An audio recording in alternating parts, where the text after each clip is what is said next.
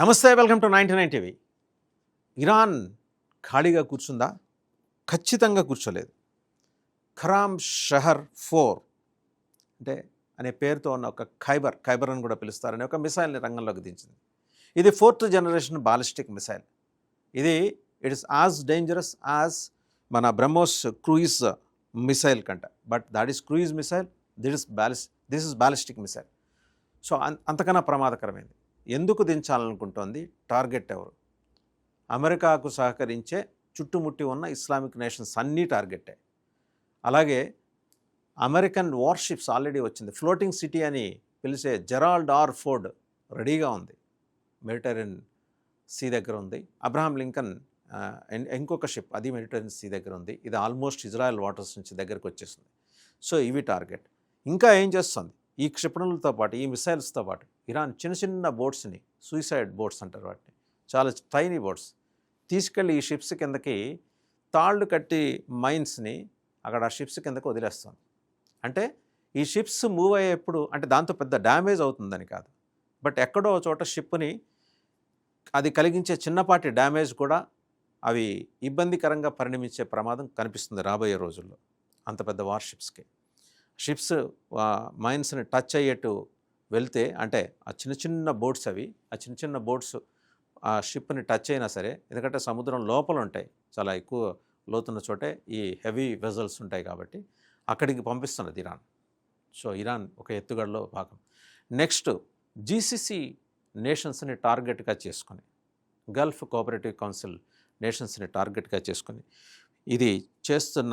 Iran చేస్తున్న ఈ ప్రయోగం అంటే రెడీ చేస్తుంది ఖురామ్ షహర్ 4 అంటే ఖైబర్ 4th జనరేషన్ బాలిస్టిక్ మిసైల్స్ని. అది ఇప్పటికే రియాద్లో ఉన్న యుఎస్ ఎంబసీని కొట్టారు. ఈరోజు ఉదయం సౌదీలో ఉన్న యుఎస్ ఎంబసీని కొట్టారు. ఖతార్లో ఉన్న యుఎస్ బేస్ని కొట్టారు. ఎవరిని వదిలిపెట్టట్లా.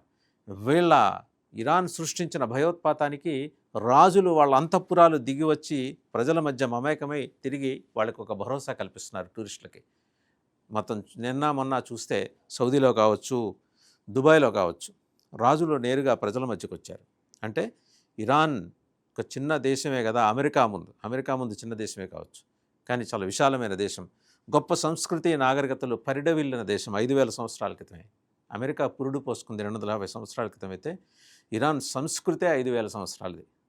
అండ్ ఒక్కసారి మనం ప్రస్తావన చేయాల్సి వచ్చుకుంటే, ఈరోజు హైదరాబాద్ని మనం చూస్తున్నాం, తెలంగాణ రాజధాని. ఈ హైదరాబాద్ నమూనా ఇఫ్సహాన్ సిటీ, ఇరాన్లో ఉన్న ఇఫ్సహాన్ సిటీ, అక్కడి నుంచి అదే నమూనా తీసుకొచ్చి ఇక్కడ కట్టారు, హైదరాబాద్ కట్టారు. సరే, దీని మీద చాలా క్లెయిమ్స్ ఉంటాయి. మేమే హైదరాబాద్ కట్టాం, మా వల్లే హైదరాబాద్ డెవలప్ అయిందని. మీకన్నా ముందే పర్షియన్స్ వచ్చి ఇక్కడ హైదరాబాద్ కట్టారు.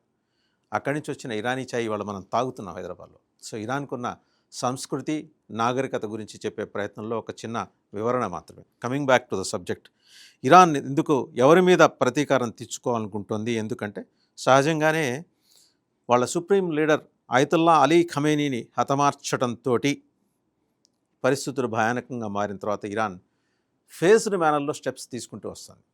ఒకటి, Islamic revolutionary guards corps IRGC, వాళ్ళ ఆత్మహత్య దళాలు 1,50,000 మంది ఉన్నారు. ఖమేనీని వాళ్ళు దేవుళ్ళలా చూస్తారు.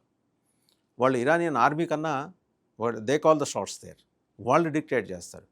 ఖమేనీని, రక్షణ మంత్రిని అండ్ IRGC చీఫ్ని చంపేశారు. తర్వాత సెకండ్ ర్యాంక్ లీడర్స్ పోలినంతమంది జనరల్స్ని, సైంటిస్ట్ని చంపేశారు. ఇవాళ ఉన్నది థర్డ్ ర్యాంక్. వాళ్ళు అక్కడున్న మొజాయిక్ ఫోర్సెస్, ఒక 31 డివిజన్స్ ఆఫ్ మొజాయిక్ ఫోర్సెస్ ప్రస్తుతం ఈ ఆపరేషన్స్ అన్నీ క్యారీ అవుట్ చేస్తున్నాయి. GCC మీద ఈ మిసైల్ అటాక్స్ కానీ ఇతరత్రా కానీ ఎక్కడ తగ్గట్లా. వాళ్ళు నష్టపోతున్నారు, నిండా మునిగారు. వాళ్ళు కోల్పోవటానికి ఏం లేదు ఇరాన్ దగ్గర. ఇవాళ మిగిలిన ఆయుధాలను మొత్తం ప్రయోగించి చిట్ట చివరి వారియర్ ఆఫ్ IRGC కూడా మరి ఈరోజు అక్కడ విధ్వంసం సృష్టించడానికి వాళ్ళు రెడీగా ఉన్నారు. సరే, అమెరికా దానికి ప్రతిగా కర్ద్ రెబల్స్ని తయారు చేసి రంగంలోకి దింపి దీన్ని డైల్యూట్ చేసే ప్రయత్నం చేస్తుంది. సక్సెస్ ఎంతవరకు అవుతారో అనేది తర్వాత విషయం. అమెరికా కూడా కౌంటర్ అటెంప్ట్ చేస్తుంది. ఇక్కడ ఏంటంటే చాలా ఇంటెలిజెంట్ మూవ్ చేసింది ఎవరు? ఇజ్రాయెల్. అమెరికా తనకు అప్పగించిన పని ఏంటి? తన దేశం నుంచి ప్రయోగించాల్సిన క్షిపణులన్నీ ప్రయోగించింది. అలాగే అవతల నుంచి బాలిస్టిక్ మిసైల్స్ వీళ్ళ ఐరన్ డోమ్ని చీల్చుకుంటూ కిందకు వచ్చి వీళ్ళని ఇబ్బంది పెడుతున్నాయి. టెల్ అవీవ్ లాంటి నగరాల్లో భవనాలు నేలమట్టమయ్యాయి. డ్యామేజ్ చాలా ఎక్కువే ఉంది, అటు ఇరాన్లో కానీ ఇటు ఇజ్రాయెల్లో కానీ. బట్ ఇజ్రాయెల్ ఊరుకోల, లెబనాన్ వెళ్ళి కొడుతోంది. లెబనాన్లో ఉన్న హెజ్బుల్లాస్ అనే ఉగ్రవాద గ్రూపుల్ని దునుమాడుతోంది, వాళ్ళ లీడర్ని కూడా, కమాండర్ని కూడా చంపేసింది. సో ఇవన్నీ జరుగుతున్న పరిణామాలు. So coming back to ballistic missile, 4th generation ballistic missile గురించి వస్తే కనుక, ఇది అమెరికా వెన్నులో వణుకు పుట్టించే బ్యాలిస్టిక్ మిసైల్. దీని రేంజ్ అండ్ దీని కెపాసిటీ ఒకసారి చూస్తే, రేంజ్ అండ్ కెపాసిటీకి వచ్చేప్పటికి 2000 కిలోమీటర్ల దూరం ప్రయాణించి 1500 కేజీల భారీ వార్ హెడ్ని మోసుకెళ్తాం. అండ్ అలాగే హైపర్సోనిక్ వేగం, వాతావరణం బయట అట్మాస్ఫియర్ అవతల దీని వేగం మ్యాక్స్ 16 అంటారు. అంటే ఒక ధ్వని వేగానికి 16 టైమ్స్ ఉంటుంది. భూమిపైకి తిరిగి వచ్చేప్పటికి మ్యాక్ 8 తోటి వస్తుంది, ధ్వని వేగానికి 8 టైమ్స్ ఎక్కువ వస్తుంది. ఇంతటి వేగాన్ని అడ్డుకోవటం ప్రస్తుతం ఉన్న ఎయిర్ డిఫెన్స్ సిస్టమ్స్కి దాదాపు అసాధ్యం. సో ఖతార్ దగ్గర కావచ్చు, యూఏఈ దగ్గర కావచ్చు, సౌదీ దగ్గర కావచ్చు, ఇప్పుడు ఈ ప్రయోగం అంటూ జరిగితే వ్యవస్థలన్నీ మొత్తం చిన్నాభిన్నమైపోతాయి, వాళ్ళ ఆర్థిక వ్యవస్థలు కూలిపోతాయి, వాళ్ళ వ్యాపార సామ్రాజ్యాలు కూలిపోతాయి, టూరిస్టులు, ఉపాధి అవకాశాలు, ఒక్కసారి అది కళ్ళ ముందు తలుచుకున్నా కూడా చాలా ఇబ్బందికరమైన పరిణామం. హైపర్గోలిక్ లిక్విడ్ ఇంజన్ వాడతారు ఇందులో, ఈ ఖురామ్ షహర్ 4, దాని ఖైబర్ అంటాం. జస్ట్ 15 మినిట్స్ డ్యూరేషన్లో దీన్ని ప్రయోగించవచ్చు. ఇది రాడార్కి అందదు, రాడార్కి చిక్కని డిజైన్. దీని మీద ప్రొఫెసర్ ముహమ్మద్ షుజాయి అనే ఆయన, is professor of science and technology, ఆయన ఒక ట్వీట్ కూడా చేశారు. ఇది డిజైన్ వల్ల రాడార్ల కళ్ళు కప్పి ప్రయాణిస్తుందట. అంటే వన్స్ అట్మాస్ఫియర్ నుంచి భూమి మీదకి వచ్చేప్పటికీ జిగ్జాగ్ మూమెంట్ ఉంటుంది ఈ మిసైల్ది, ఖైబర్ 4.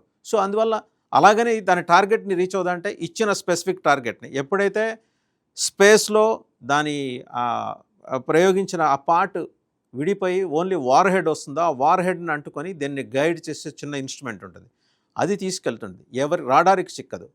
అండ్ వీళ్ళ ఎయిర్ డిఫెన్స్ సిస్టమ్స్ కూడా అందదు, వాటిని డిస్మాంటిల్ చేయడానికి ముందుకు వస్తున్నది అని చెప్పేసి చెప్తున్నారు. సో ఇది గనక జరిగితే, ఒకవేళ ఇదే గనక ప్రయోగం వాళ్ళు చేయగలిగితే గనక డ్యామేజ్ అలా ఉంటుంది. జీసీసీ నేషన్స్ ఇప్పుడు వర్రీ అవుతున్న రీజన్ అదే.